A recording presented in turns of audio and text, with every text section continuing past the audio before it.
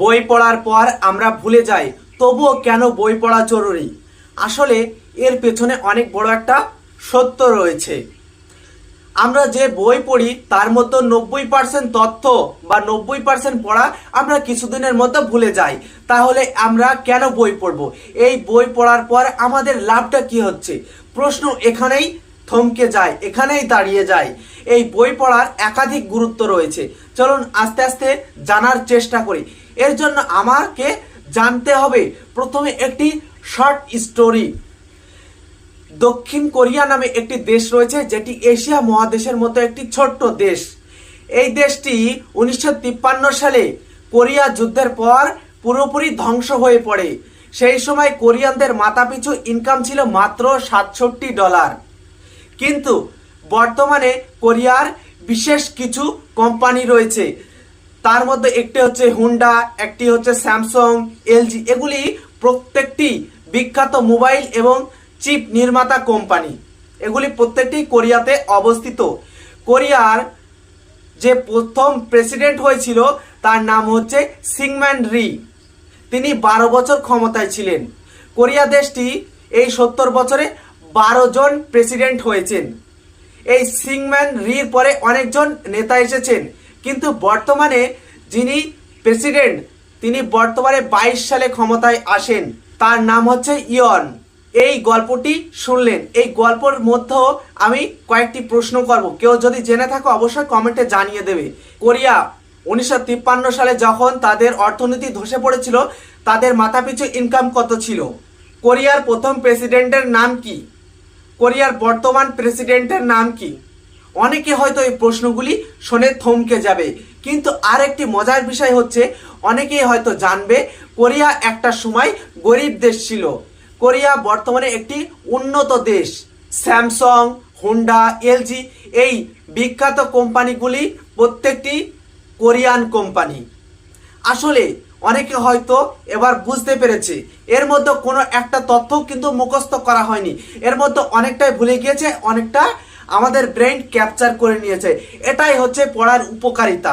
আমরা কোনো একটা বই পড়ছি, হয়তো 6 মাস পরে পুরোপুরি ভুলে যেতে পারি, কিন্তু তার মধ্যে এমন কিছু তথ্য রয়েছে যেগুলি আমাদের ব্রেন ক্যাপচার করে রেখেছে। হয়তো এমন একটা গল্প শুনেছো, একটা সময় সেটা ভুলে গিয়েছো, কিন্তু তার মধ্যে যে শিক্ষাটা ছিল তোমার মধ্যে সেটা বিদ্যমান, সেটা তোমার মধ্যে রয়ে গেছে। হয়তো সেই গল্পের মধ্যে থেকে একটা শর্ট লাইন বা একটি আদেশ বা উপদেশ তোমার জীবনকে পাল্টে দিয়েছে। হয়তো তুমি রান্না শিখছো, একটা রেসিপি নিয়ে এসেছো, প্রথম পর্যায়ে তোমার রান্নাটা কিন্তু পরিষ্কার হচ্ছে না, কিন্তু প্রতিনিয়ত রান্না করার পর তোমার রান্নাটা কিন্তু সুন্দর হচ্ছে। কিন্তু এদিকে দেখতে গেলে তুমি সেই রেসিপিটাও কিন্তু ভুলে গিয়েছো, কিন্তু তোমার মতো যে রান্নার একটা কোয়ালিটি সেটা তোমার মধ্যে থেকে গিয়েছে। এটাই হচ্ছে বই পড়ার উপকারিতা। হয়তো নিউটনের গতিসূত্রের সূত্রটি হয়তো কারোর মুখস্থ নেই, কিন্তু ম্যাক্সিমাম মানুষই জানে যে প্রত্যেকটি ক্রিয়ার একটি বিপরীত ক্রিয়া রয়েছে। এটা হচ্ছে বই পড়ার উপকারিতা। অনেকে হয়তো ইতিহাসের সাল বা তারিখ ভুলে গিয়েছে, কিন্তু সকলেই জানে প্রত্যেকটি দেশ রক্তের মাধ্যমে স্বাধীনতা লাভ করেছে। বই পড়া মানে ভুলে যাওয়া নয়, এর মধ্যে রয়েছে অনেক বড় একটা রহস্য।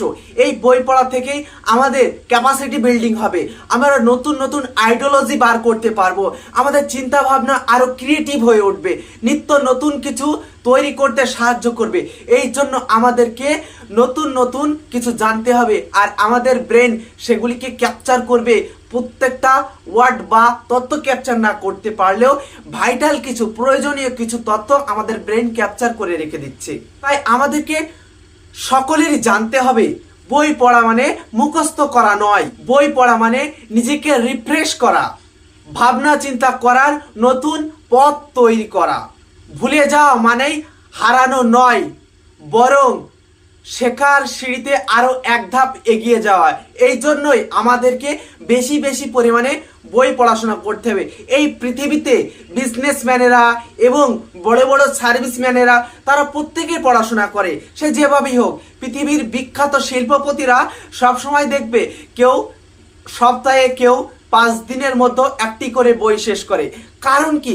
তারা কিন্তু এখন স্টাডি বা পড়াশোনার সঙ্গে জড়িত নয়, তারা এই যে স্কুল কলেজ ইউনিভার্সিটির সঙ্গে জড়িত নয়, বিল গেটসের মতো বয়স্ক মানুষের কেন এখনো নিজেদেরকে বই পড়ার মতো রেখে দিয়েছে? তারা এখন প্রতি সপ্তাহে একটি করে বই পড়ে শেষ করছে। কারণ কি? কারণ যাতে আমাদের ব্রেন নতুন নতুন আইডিয়া, নতুন নতুন ক্রিয়েটিভিটি তৈরি করতে পারে। এই জন্যই আমাদের সক্ষমতা বৃদ্ধি করার জন্য আমাদেরকে প্রচুর পরিমাণে বই পড়তে হবে। এটা বললে চলবে না যে বই পড়ার কিছুদিনের মধ্যেই তো আমি ভুলে যাব 90% তত্ত্ব, তারপরেও কেন বই পড়বো? আসলে বই পড়ার কোনো বিকল্প ব্যবস্থা নেই। বই পড়তে হবে আমাদের প্রত্যেককে, সেটা হোক চাকরি, ব্যবসা, বিজনেস, কৃষিকাজ, বিভিন্ন জায়গায় যে কোনো ধরনের কাজ করতে গেলে আমাদেরকে বই পড়ার মাধ্যমে আমরা নতুন নতুন তথ্য, নতুন নতুন আইডিয়া বার করতে পারবো।